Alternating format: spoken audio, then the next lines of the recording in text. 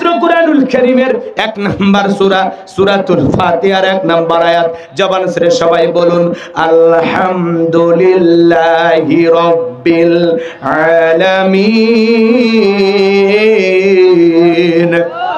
সমস্ত প্রশংসা, যাবতীয় প্রশংসার একমাত্র মালিক তিনি, সৃষ্টিকুলের আমাদের প্রতিপালক আমাদের আল্লাহ যিনি। এই আয়াতের ভিতরে রব শব্দ আছে না নাই? আপনি আমি যখন রুকুতে চলে যাই কি তাসবিহ পাঠ করি? সুবহান রাব্বিয়াল আযীম, সুবহান রাব্বিয়াল আযীম। রব শব্দ আছে না নাই? রুকুতে দাঁড়ানোর সময় কি বলি? সামি আল্লাহু লিমান হামিদা, রব্বানা লাকাল হামদ। রব শব্দ আছে না নাই? এরপরে আপনি আমি যখন সিজদায় চলে যাই মাথাটা নত করি কি তাসবিহ পাঠ করি? সুবহান রাব্বিয়াল আ'লা, সুবহান রাব্বিয়াল আ'লা। রব শব্দ আছে না নাই? অনেকে জায়গায় ফিস করে সুবহানাল্লাহ কয় না, সয়াবিনের তেল কয় আল্লাহ ভালো জানে। স্পষ্ট করে বলতে হবে সুবহান রাব্বিয়াল আ'লা, সুবহান রাব্বিয়াল আ'লা। কথা কোন ওরা কি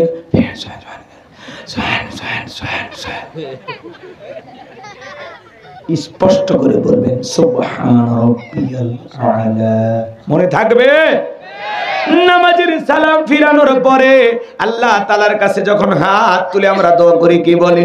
রব্বানা আতিনা ফিদ দুনিয়া হাসানাতাও ওয়া ফিল আখিরাতি হাসানাতাও ওয়া কিনা আযাবান নার। সূরা বাকারার 201 নম্বর আয়াত। আল্লাহ তাআলার কাছে ডেকে বলি আমাদের রব আমাদেরকে দুনিয়ার কল্যাণ দান করো, আখিরাতের কল্যাণ দান করো, ওই কঠিন জাহান্নামের আগুন থেকে আমাদের মুক্তি দাও। ইহকাল পরকালের কল্যাণ দেওয়ার মালিক কে? আল্লাহ। জাহান্নামের আগুন থেকে বাঁচানোর মালিক কে? এবার জানগো আমার পবিত্র কোরআনুল কারীমের সর্বশেষ যেই সূরা, সূরাটির নাম হলো নাস, তার 1 নাম্বার আয়াত কুল আউযু বিরাব্বিন নাস। এই আয়াতের ভিতরে রব শব্দ আছে না নাই? জীবনের পরতে পরতে সব জায়গায় রব। আপনি আমি যেদিন মারা যাব দিলটা নরম করে শুনে যান বাজার, ওই মসজিদের মাইকে এলান জারি হবে এই গ্রামের অমুক ব্যক্তি বেঁচে নাই, ইন্না লিল্লাহি ওয়া ইন্না ইলাইহি রাজিউন। আপনার আমার মৃত্যুর সংবাদ শোনার পরে ছেলে কেঁদে বলবে বাবা নাই, মেয়ে কেঁদে বলবে বাবা নাই, প্রিয়তম স্ত্রী কেঁদে বলবে আমার স্বামী নাই, মা বাবা বেঁচে থাকলে বলবে কলিজার ধনটা হারাইলা। এ বাজান গো আমার আত্মীয় স্বজনের সবাই আপনাকে আমাকে জীবনের শেষ বিদায় দেওয়ার জন্য বাড়িতে হাজির হয়ে যাবে। এমন বিবি কি কখনো পাওয়া যাবে? রাত 2টায় স্বামী মারা গেছে, কোন বিবি যদি নিঃশ্বাসটা নাকের ভিতরে হাতটা দিয়ে টের পায় যে আমার স্বামীর নিঃশ্বাসটা বন্ধ হয়ে গেছে, আমার স্বামী আর জীবিত নাই, কোন স্ত্রী কি বলবে এই তো 6টা বাজলেই ভোর হয়ে যাবে, 4টা ঘন্টা একটু মৃত স্বামীর সাথে ঘুমায় থাকি? দুনিয়ার কোন বিবি কি বলেন বাজার আপনি আমি মারা গেলে 2-4 ঘন্টাকে আপনার আমার পাশে ঘুমাবে? জোরে বলেন ঘুমাবে? যদি টের পায় স্বামী মারা গেছে দেরি করবে না, চিৎকার মেরে ডেকে বলবে কে কোথায় আসো, আমাকে আমার মুখের বাবা তো মারা গেছে, তাড়াতাড়ি করে চলে আসো। ওই রাত 1টা 2টা 3টার দিকে আপনার বানানো তৈরি করা বাড়ি ঘর সেখান থেকে বের করে দেবে বাজার। আপনাকে আমাকে গোসল দেওয়ার জন্য দামি টাইলসওয়ালা বাথরুমটা বানাইছেন, লাখ লাখ টাকা খরচ করে চাইনা টাইলস দিয়া কয়েক লক্ষ টাকা খরচ করেছেন বাজার, জীবনের শেষ গোসলটা ওই দামি বাথরুমের ভিতরে হবে না। এ বাজার একটা ছোট্ট চৌকি বা খাটের উপরে শোয়া মশারির তলে আপনার আমার জীবনের শেষ গোসলটা হবে। ছোট্ট সন্তান না বুঝে কাঁদে আর বলে আম্মু বাবা কেন গোসলখানায় গোসল করে না, আমার বাবার কেন অন্য মানুষ গোসল করে দেয়, আমার বাবা কেন আমাদের সাথে কথা বলে না। ছোট্ট সন্তানগুলো হাউমাউ করে কান্নাকাটি করবে, ওদের কথার জবাব দেওয়ার ক্ষমতা আপনার আমার থাকবে না। কেউ যাবে বড়ই পাতার গরম পানি দেয়া পানি রেডি করবে, কেউ যাবে বাচ্চাদের বাঁশগুলো কাটার জন্য, কেউ যাবে কোদাল নিয়ে আপনার আমার জীবনের শেষ বাড়িটা খনন করার জন্য। কেউ বাবা যাবে দোকানে কাপড়ের কাপড় কেনার জন্য,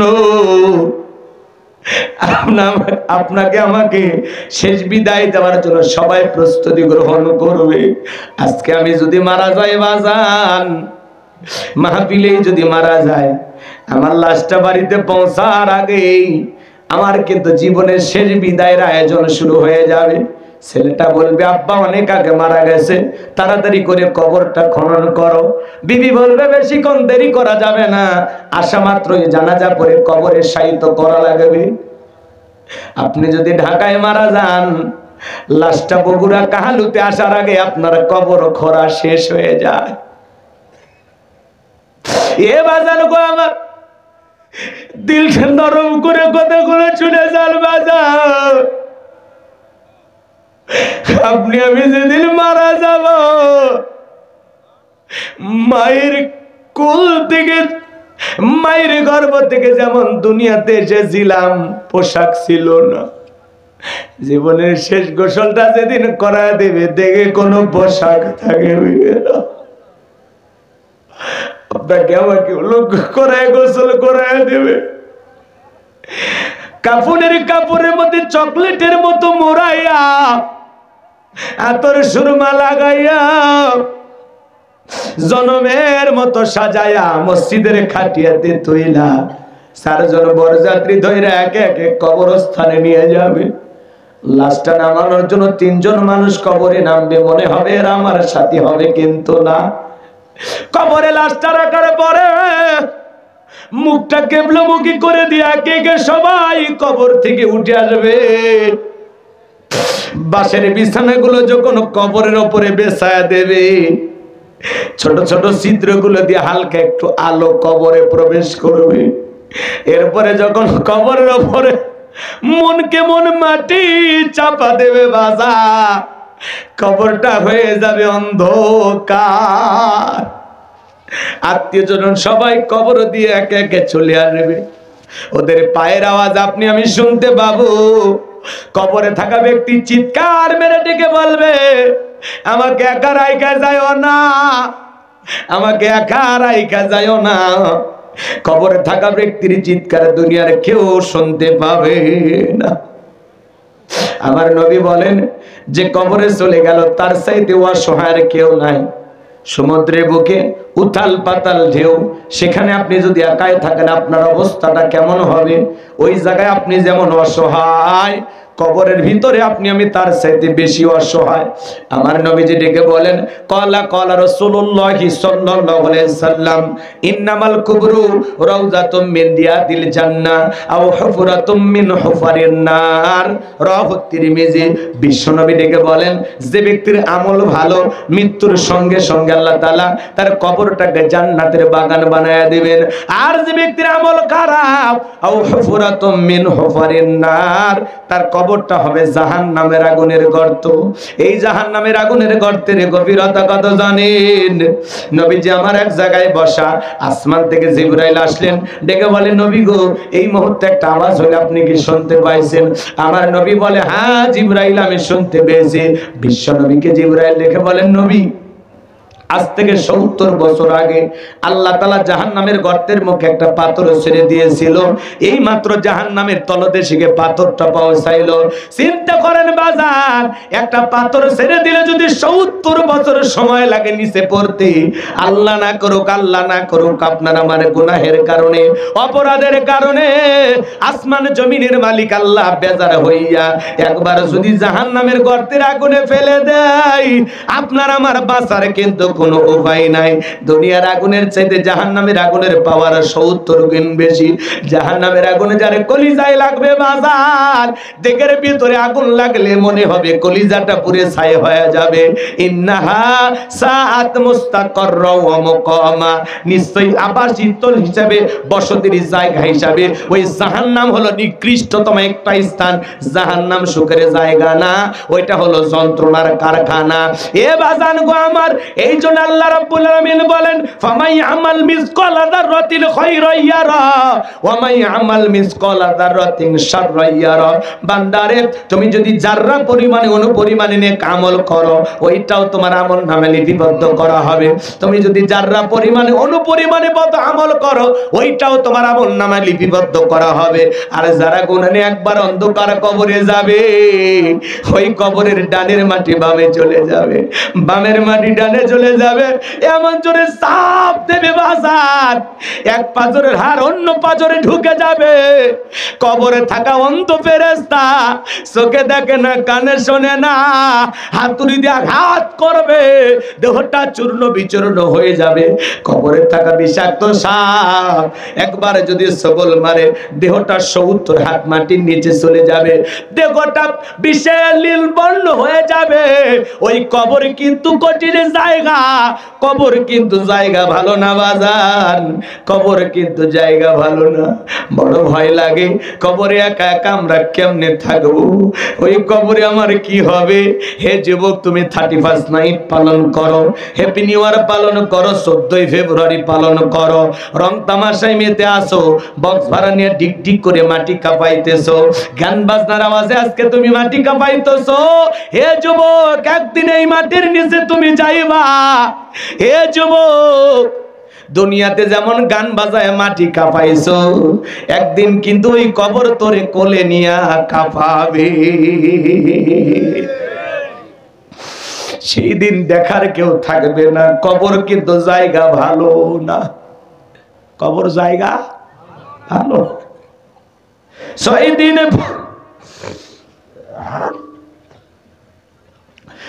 দিন পরে নখ খসে যাবে, 9 দিন পরে চুল।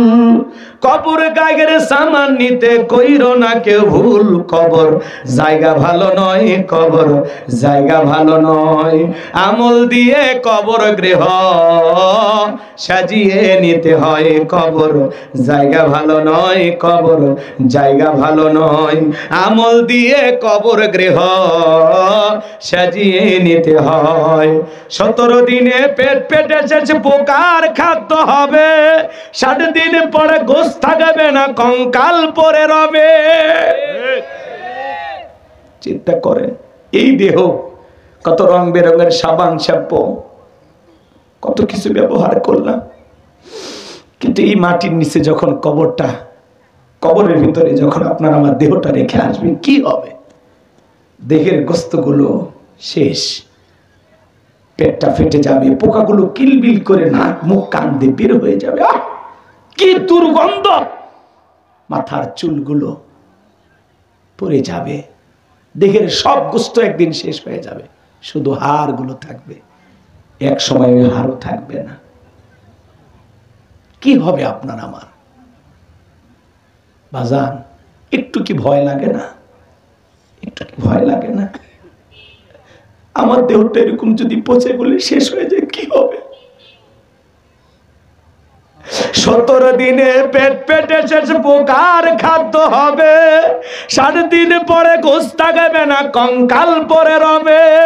90 দিন হাড়গুলি সব, 90 দিনে হাড়গুলি সব আলাদা হয়ে রয়। কবর জায়গা ভালো নয়, কবর জায়গা ভালো নয়।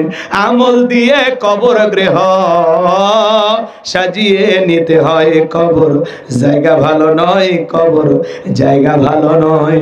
আমল দিয়ে কবর গৃহ সাজিয়ে নিতে হয়।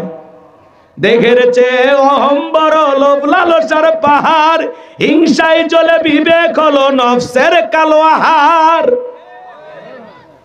দেখের চেয়ে অহম বড়, লোভ লালসার পাহাড়, হিংসায় জ্বলে বিবেক হলো নফসের কালো আহার। আমার কারণ সবারই এই, আমার কারণ সবারই এই পরিণতি পরিচয়। কবর জায়গা ভালো নয়, কবর জায়গা ভালো নয়। আমল দিয়ে কবর গৃহ সাজিয়ে নিতে হয়। 6 দিন পরে নখ খসে যাবে, 9 দিন পরে চুল। কবর গায়ের সামান নিতে কইরো না কেউ কেউ ভুল, 6 দিন পরে নখ খসে যাবে, 9 দিন পরে চুল। কবর গাগের সামান নিতে কইরো না কেউ ভুল, কবর জায়গা ভালো নয়, কবর জায়গা ভালো নয়। আমল দিয়ে কবর গৃহ সাজিয়ে নিতে হয়। আমল ছাড়া কবরে দাম নাই রে বাজার। নবীর প্রিয় সাহাবী হযরত ওসমান রাদিয়াল্লাহু তাআলা আনহু কবর দেখে অঝরে কান্না করতেন, মাঝে মাঝে জ্ঞান হারায় ফেলতেন। সাহাবা একরাম ডেকে বলে, ভাই ওসমান, আপনি জান্নাতের সার্টিফিকেট প্রাপ্ত সাহাবী, তারপরে কবর দেখে কেন কান্না করেন? হযরত ওসমান দেখে বলেন, এই কবর হলো প্রত্যেকটা মানুষের প্রথম মঞ্জিল, প্রথম ঘাঁটি, প্রথম স্টেশন। এই কবরে 3টা প্রশ্ন করা হবে, যে সঠিক উত্তর দিতে পারবে তার মিজান ফুলসিরাতে কোনো টেনশন নাই, যে উত্তর দিতে পারবে না তার কিন্তু বাঁচার কোনো উপায় নাই। হযরত ওসমান ডেকে বলেন, ওই কবরে 3টে প্রশ্ন করা হবে। 1 নাম্বার প্রশ্ন করা হবে, মার রব্বুকা, তোমার রব কি? এই দুনিয়ার জমিনে রবের গোলামি করেছে যারা, নেক আমল করেছে যারা, আল্লাহর মুমিন মুত্তাকি বান্দা যারা, আল্লাহর গোলামি করে নেক আমল করে কবরে যাবে যারা, সঠিক উত্তর দিতে পারবে তারা, তাদেরকে যখন প্রশ্ন করা হবে মার রব্বুকা, আল্লাহর এই নেককার মুমিন মুত্তাকি বান্দা খাঁটি মুসলমান আল্লাহর প্রিয় গোলাম জবাব দিয়ে বলবে রব্বি আল্লাহ, রব্বি আল্লাহ, আমার রব আমার আল্লাহ। আল্লাহু আকবার। কিন্তু যারা শোনেন, যে চাকরি করে সে কিন্তু বসের নামও জানে, কথা কয় না? যে চাকরি করে তার ভাগ্যে বেতন বোনাস জোটে, কথা বলেন ঠিক কি না? এই দুনিয়াতে যারা আল্লাহর গোলামি করবে, যাদের রবের সাথে সম্পর্ক ছিল, এই পৃথিবীর জমিনে যারা রবের বিধান মোতাবেক চলেছিল, তারা কবরে যায় রবকে ভুলবে না। কিন্তু এই দুনিয়ার জমিনে যারা রবের গোলামি করে নাই, যারা বলেছিল খাও দাও ফুর্তি করো, দুনিয়াটা মস্ত বড়, শয়তানের অসহায় পরে মিসগাইড হয়েছিল, ভুল পথে পরিচালিত হয়েছিল, রং তামাশা এবং গুনাহের সাগরে হাবুডুবু খেয়েছিল। আল্লাহর অবাধ্য নাফরমান গুনাহগার যারা গুনাহ করতে করতে পাপের সাগরে হাবুডুবু খাইতে খাইতে কবরে যাবে, ওদেরকে যখন প্রশ্ন করা হবে মার রব্বুকা, গুনাহগার আল্লাহর অবাধ্য গোলাম যারা, উত্তর দিতে পারবে না তারা। কথা বলেন। এই দুনিয়ার জমিনে যারা রবের গোলামি করবে, এই গোলামির বেতন হিসাবে আল্লাহ দেবেন জান্নাত। সুবহানাল্লাহ বলেন। আর এই গোলামির, শোনেন, এই গোলামি যারা করে জান্নাতে যাবে, এই জান্নাতীদের সবচাইতে আনন্দের বিষয়, ভালো লাগার বিষয়, খুশির বিষয়, দিদার ইলাহি, আল্লাহ পাক জান্নাতীদের সাথে সাক্ষাৎ করবেন। সুবহানাল্লাহ বলেন। যত জান্নাতি আছে সবার সাথে আল্লাহ তাআলা সাক্ষাৎ করবেন। আকাশের পূর্ণিমার চাঁদ দেখতে যেমন সমস্যা হয় না, মহান মালিক আল্লাহ তাআলাকে জান্নাতীরা তেমনি ভাবে দেখবে। সুবহানাল্লাহ বলেন। আচ্ছা, পূর্ণিমার চাঁদ দেখতে কষ্ট হয়? আল্লাহ তাআলা যেদিন জান্নাতীদের সাথে সাক্ষাৎ করবেন, আল্লাহ তার কুদরতের জবান দিয়ে বলবেন, আমার সামনে থাকা পর্দাগুলো সরে যাও, ৭০,০০০ নূরের পর্দা সব সরে যাবে। সুবহানাল্লাহ। জান্নাতের ভিতরে একটা ভিআইপি মহা সম্মেলন হবে, বিশাল একটা প্রোগ্রাম হবে। আল্লাহু আকবার বলেন। এই জান্নাতের প্রোগ্রামের সভাপতি হবেন আমার আল্লাহ, প্রধান অতিথি বিশ্বনবী মুহাম্মদ রাসূলুল্লাহ সাল্লাল্লাহু আলাইহি সাল্লাম, আর বিশেষ অতিথি হলো সব পয়গম্বর। আর আগত যত জান্নাতীরা, জান্নাতে আল্লাহ তাআলা যাদেরকে নেবেন, এই জান্নাতি সমস্ত মানুষেরা হবে সেই প্রোগ্রামের শ্রোতা। সুবহানাল্লাহ বলেন। কষ্ট হয় আমার কথা? আমলের কথাগুলো শুনে যান বাজান, সামনের দিকে যায়, আমি আপনাদেরকে কষ্ট দেব না। তাহলে বলেন তো, কবরে 1 নাম্বার প্রশ্ন মার রব্বুকা, তোমার রবকে। জীবনের পরতে পরতে সব জায়গায় রব আছে না নাই? একটু জোরে বলেন, আছে না নাই? এইজন্য আল্লাহ বলেন ইন্নাল্লাযীনা ক্বালু রাব্বুনা আল্লাহ, নিশ্চয়ই যারা বলে আমি তাদের রব। আমাদের রব কে? আল্লাহ। জোরে বলেন কে? আল্লাহ। রবের এক নাম্বার অর্থ হলো রব মানে সৃষ্টিকর্তা। জোরে বলেন কি কর্তা? আর একটু জোরে বলেন কি কর্তা? মন খারাপ করতেছেন মনে হয় আপনারা, গভীর মনোযোগ দিয়ে কথাগুলো বোঝার এবং শোনার চেষ্টা করবেন বাজান গো আমার। আল্লাহ রাব্বুল আলামিন বলেন, ইয়া আইয়ুহান নাসু উবুদু রাব্বাকুমুল্লাযী খালাকাকুম ওয়াল্লাযীনা মিন ক্বাবলিকুম লাআল্লাকুম তাত্তাকুন।